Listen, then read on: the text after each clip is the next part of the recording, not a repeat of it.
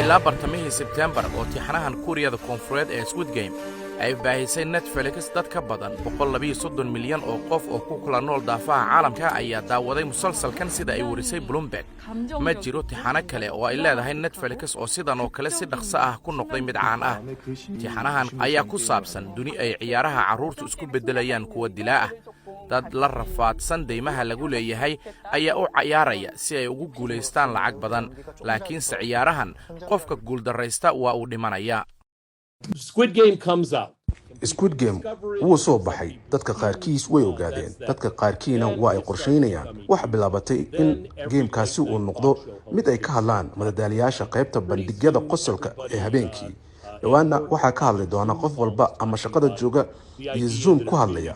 Fikradda showgan ayaa dhab ahaantii ah mid aan dhammaanteen qaar badan oo naga mid ahi ay fahmi karaan. Fikradda ah in ay ku dhacaan shabaqa musiibo dhaqaale kadibna habka ay u maareeyaan. waa wax ugub ah in dadka Mareykanka ah ay si xamaasad leh u daawadaan bandhigyada ama showyada TV-yada shisheeye. For so long, I mean, Americans were really muddo aad u fog, Amerikaanku runtii waxaa lagu yaqaana kuwa aad ugu madax adeega oo si xad dhaaf ah uga dhowrsada inay isticmaalaan alaabooyinka lagu farsameeyo wadamo kale. Waxa aan dhoofinay dhammaan aflaanteena, heesaheena iyo bandhigyada TV-yada, balse kuwa aad u yar ayaa dibadda ka yimid. Laakiin waxa aan u malaynayaa inay si tartiib ah u soo dabcayso in la bedelo qalafsanaanta Mareykanka ee arrimaha. Towards this stuff. Squid Game ma ahan mid aad uga gadmay Mareykanka iyo Kuuriyada Koonfureed oo kaliya, waa mid caalami ah.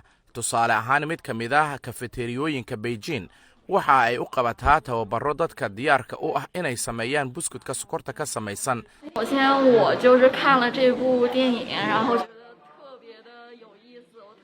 waan daawaday taxanahan, waxaana si gaara ii soo jiitay xalqadii buskudka. marka waxaan go'aansaday in aan siino fursad ay laftooda ku sameeyaan buskudkaasi. mooskana macaamiisha taga kafeteriyada Kuuriya waxa ay ciyaari karaan ciyaar ku saabsan buskudka laga sameeyo sokorta oo la mid ah kan bandhiga, iyaga oo cirbad oo qura isticmaalaya inay qaab gaar ah buskudkan korkiisa u xardhaan iyagoo aan buskudkana burburin. shaqadaydu waa inaan isha ku haya dadka. haddii ay guuldarraystaan waa inaan soo gudbiyo si loo ciqaabo. ciqaabtooduna waa basbaas. markaa waxaan hubinnaa in ciyaaro kasta uu haysto 10 daqiiqo oo keli ah. waxa aan weli caddayn imtixaan labaad oo Squid Game ah uu soo bixi doono.